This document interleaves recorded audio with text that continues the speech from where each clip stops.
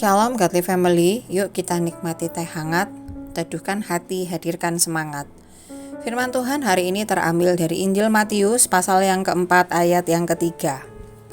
Saya akan membacakannya. Jika engkau anak Allah, perintahkanlah supaya batu-batu ini menjadi roti. Godly Family yang terkasih, setelah Yesus dibaptis di sungai Yordan, Roh Kudus membawanya ke padang gurun untuk dicobai iblis.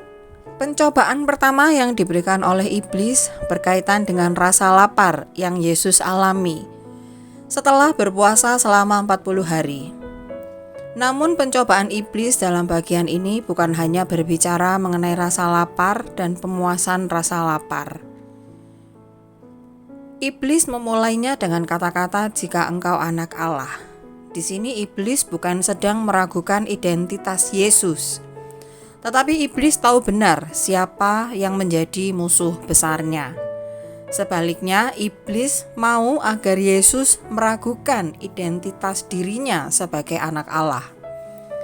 Iblis seperti mau mengatakan, "Benarkah engkau anak Allah?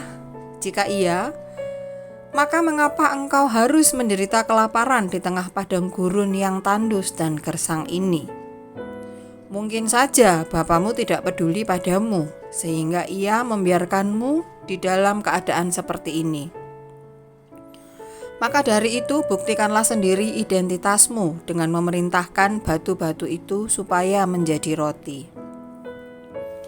Di sini iblis mau Yesus meragukan identitasnya sebagai anak Allah, dan iblis mau Yesus menjalankan otoritasnya di tengah keraguan-raguan Yesus untuk mencari pembuktian dirinya. Tetapi di sini Yesus yakin benar siapa dirinya di matanya sendiri dan di mata Bapa. Sehingga tidak sedikit pun Yesus meragukan kasih Bapa kepadanya. Godly Family yang terkasih, kita sebagai orang-orang Kristen, kita adalah orang-orang yang mudah jatuh. Orang-orang yang mudah meragukan kasih Allah kepada kita. Kecurigaan terhadap Allah akan membuat kita bimbang akan identitas kita sebagai anak Allah. Kalau kita meragukan identitas kita, maka hidup kita tidak akan jauh berbeda dari hidup mereka yang belum percaya. Kita akan mudah digoyahkan ketika kita mengalami penderitaan dan kesulitan yang membuat kita meragukan kasih Allah kepada kita. Bahkan tidak jarang, di dalam penderitaan, kita sebagai orang Kristen berpikir, mengapa hal ini terjadi kepadaku? Apa salahku sehingga ini semua terjadi? Mengapa Allah tega membiarkan semua ini?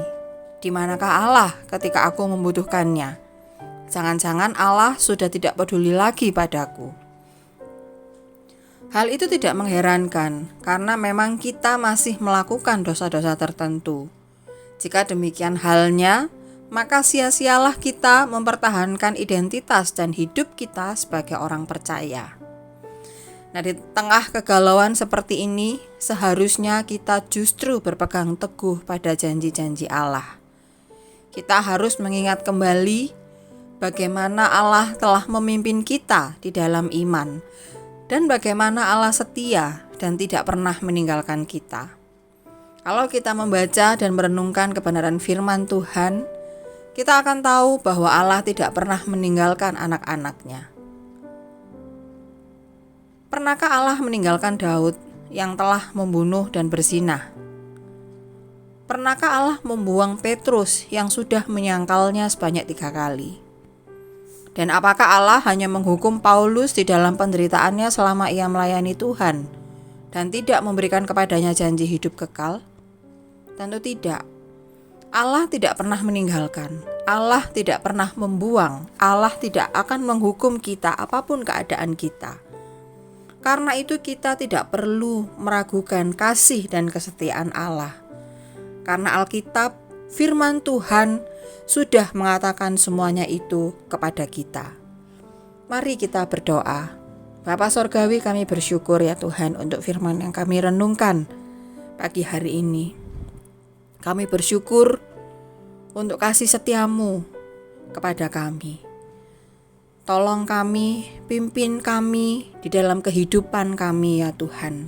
Di dalam setiap aktivitas kami, kiranya kami dapat terus memuliakan nama-Mu. Di dalam nama Tuhan Yesus kami berdoa mengucap syukur. Amin.